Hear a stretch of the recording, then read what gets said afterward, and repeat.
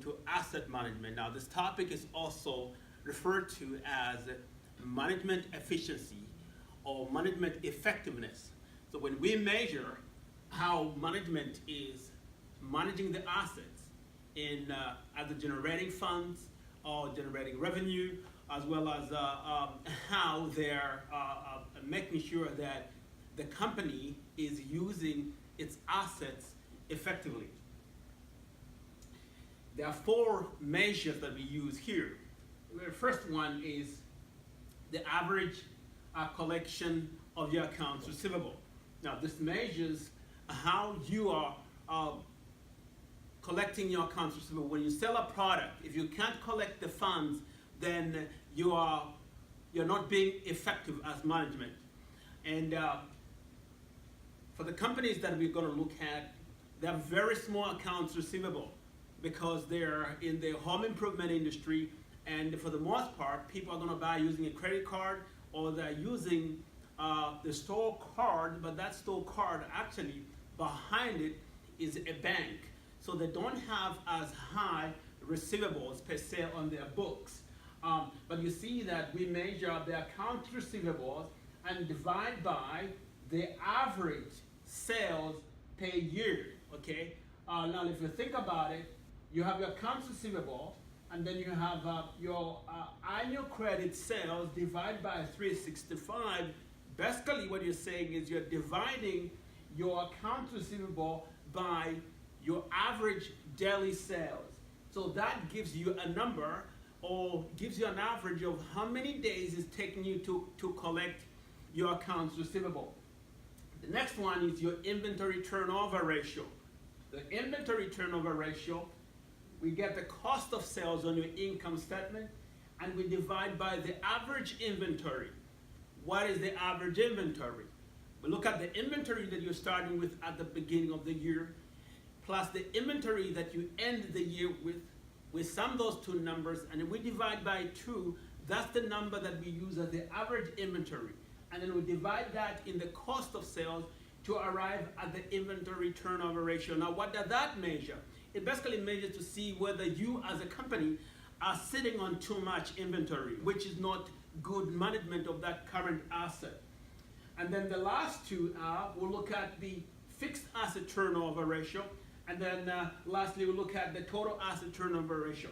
Now these two here, we are looking at your total revenue divided by your net fixed assets first.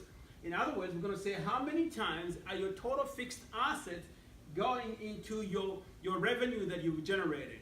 And then lastly, your total assets, okay? Now, like I said, because the companies that we're looking at, Home Depot and Lowe's, they don't have a significant account receivable, we'll skip right to the inventory turnover ratio. So inventory turnover ratio, that's our formula at the top there.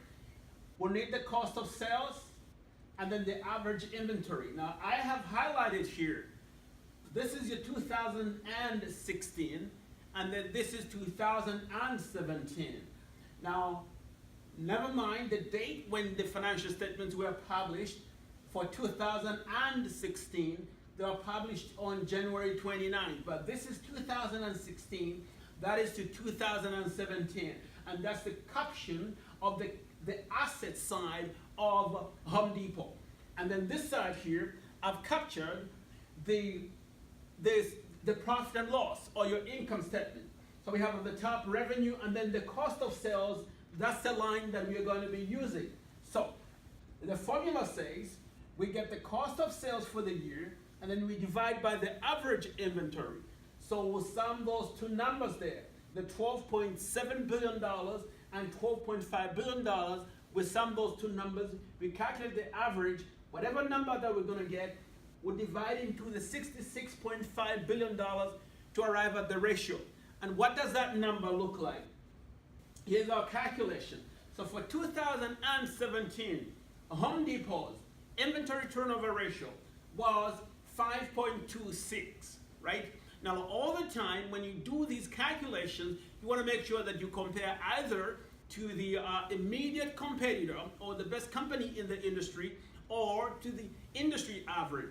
So in this case, I put the numbers from CSImarket.com, and the industry average for the home improvement inventory average turnover is 4.41. Home Depot 5.26. So clearly you can see that Home Depot compared to the industry is doing very well. They're not sitting on a lot of inventory. When you're sitting on a lot of inventory, that means you're not selling, right? So it basically means Home Depot compared to the peers in the industry, Home Depot is doing well from managing their inventory as an asset. The next, we're going to look at our fixed asset turnover ratio.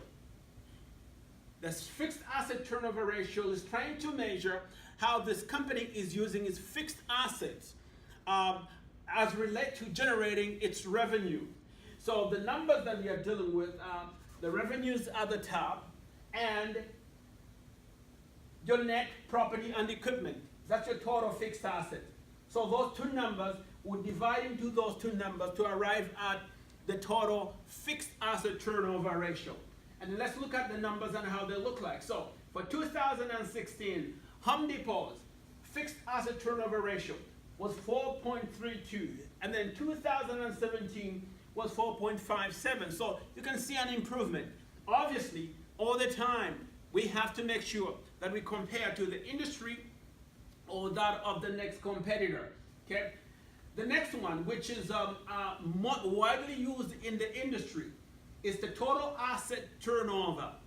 The total asset turnover measures the total sales of the company, or the net sales, or the revenue, divided by the total assets of the company. So, an example again, Home Depot. This is the asset side, all the assets of the company, of the balance sheets. And you can see, obviously, our current assets, and then all of the fixed assets here, and that's your total numbers there. $44.5 billion as 2017 total assets, and in 2016 it was $42.9 billion. So we have to divide these numbers into these numbers to see how Home Depot's managing all of its assets, right, in generating its revenue. Here are the numbers. In 2016, Home Depot's revenue was $94.5 billion. The total assets were $42.9 billion. That gives us a 2.2 as the ratio. In other words, the total assets are going into, or they're generating their revenue twice the assets. In 2017, $100.9 billion and $44.5 billion, and gives them a 2.7 as the ratio. In other words, in 2017, Home Depot was able to generate 2.27 times its total assets. The industry average was 2.24. So you can see that Home Depot was able to do better than the whole industry. Now, as always, we say every time you look at any ratios of any company, you've got to compare them either to the industry or the next competitor. Now, the asset management ratios, let's compare Home Depot, Lowe's, as well as how these companies compare to the industry. And again, for Lowe's, this is how the numbers look like. But Home Depot, inventory turnover ratios, 2017, we're 5.26. Lowe's, we're 4.14. The industry, 4.41. So you can see that Home Depot's inventory turnover ratio is higher than that of the next competitor in Ohio, at least, and higher than the industry average. And what does this mean? It basically means Home Depot is not sitting on a lot of inventory. They are going through a lot of inventory more than the competitor as well as the industry. The next one is the total asset turnover ratios. 2016, 2.2. 2017 for Home Depot, 2.7.